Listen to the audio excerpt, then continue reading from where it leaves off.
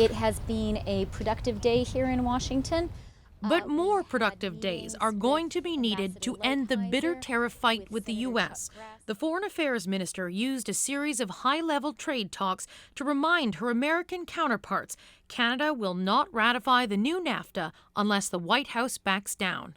As long as the tariffs remain in place, ratification would be very, very problematic.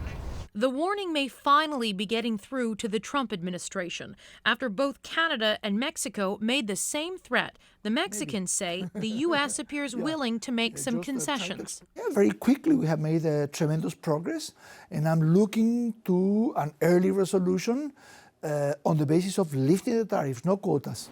He says if Mexico does more to prevent cheap steel from being dumped into the U.S., a deal can be reached without quotas that would restrict how much steel and aluminum can be shipped into America.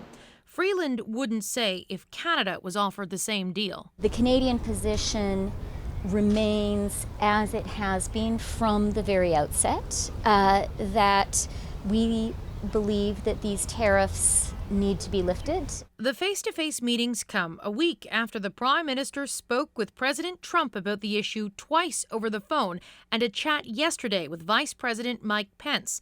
A sense of urgency also appears to have taken over the administration. Ambassador Lighthizer is in active discussions. The President has instructed us to try to figure out a solution. I think we are close to an understanding with Mexico and Canada. Publicly, Canada is not as optimistic. Sources say negotiations will become even more intense over the next week, but no deal is expected in the immediate future. Ultimately, Donald Trump is the one who's going to decide whether these tariffs stay or go.